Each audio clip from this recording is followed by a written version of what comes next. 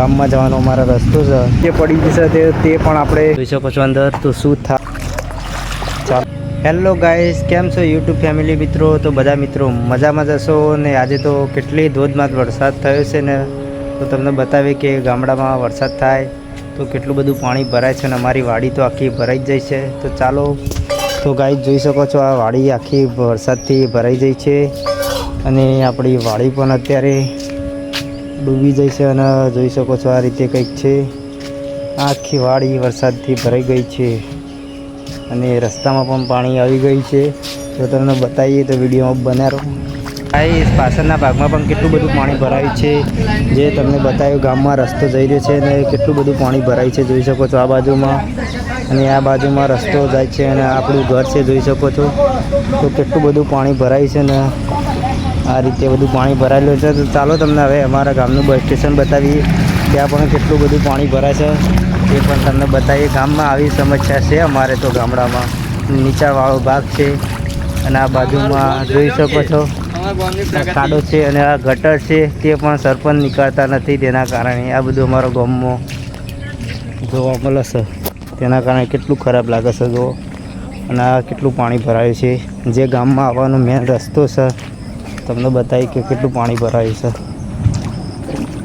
જોઈ શકો છો કેટલું બધું પાણી ભરાઈ ગયું છે ને જોઈ શકો છો. ચાલો હવે આપણે રોડ ઉપર જઈશું ને ત્યાંથી કેવું દેખાય છે તે પણ તમને બતાવી દઈએ. જોઈ શકો છો અહીંયા તો ઘર પણ ડૂબી જશે મિત્રો.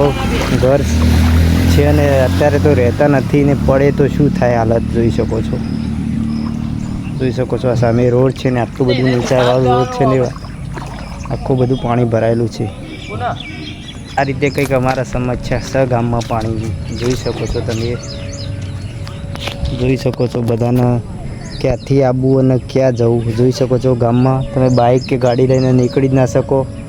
ને આજે તો કંઈક વાતાવરણ વરસાદનું આવું છે ને કેટલા ઇંચ, લગભગ 2 થી 3 ઇંચ 2 કલાકમાં વરસાદ પડે એટલે તો શું થાય ગામની હાલત. અને નીચાણવાળો વિસ્તાર છે અને આ ભાગ જો બધું લીલવાડી છે ને પાન છે, સાપ એરું ઝેઝરું બધું આવે તો બહુ સાચવવું પડે કે નાના બાળકો હોય. અને ચોમાસામાં તો બહુ તકલીફ પડે, બીજા 4-8 મહિનામાં તો કંઈ તકલીફ ના પડે. જોઈ શકો છો આ ગામમાં જવાનો અમારો રસ્તો છે, જોઈ શકો છો કેટલું પાણી છે અને આ આપણું ઘર છે જોઈ શકો છો. આપણે પણ થોડી પૂરણની જરૂર છે તો આપણી વાડીમાં તો ઝાડ જોઈ શકો છો, ઝાડ પણ કેવા થઈ ગયા છે.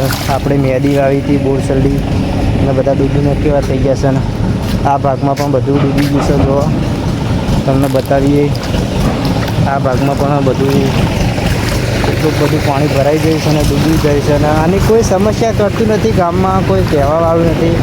આપણું બાઇક પર નીચે પડી જશે તે પણ આપણે ઠીક કરવાનું છે. જોઈ શકો છો આ રીતે કંઈક પાણી ભરેલું છે આખી વાડીમાં.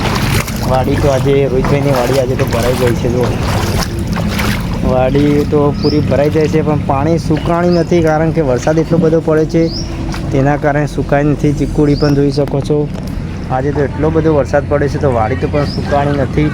અને અત્યારે હું પણ પાણીમાં ઊભો રહ્યો છું, તમે જોઈ શકો છો એટલું બધું પાણી ભરાય છે. અને તમારે કેવો વરસાદ છે તે પણ જણાવજો. પંખી ઘરનું સારું કહેવાય કે પંખી ઘર પડી નથી, ન કે નાના બચ્ચા છે જોઈ શકો છો અંદર તો શું થાત પણ પડી નથી, તે સારું કહેવાય. ને આપણે મેદી હળદર વાવી હતી તો હવે મેદી હળદર તો પટી ગઈ. જોઈ શકો છો આ રીતે કંઈક વાડીનું વાતાવરણ છે ને પાછો વરસાદ આવવાની તૈયારી થઈ રહી છે. જોઈ શકો છો પાણી કેટલું ભરાઈ ગયું છે. તો ચાલો ગાઈસ આજનો વ્લોગ આટલે પૂરો કરીએ છીએ. તો આવજો બધા મિત્રો, જય માતાજી.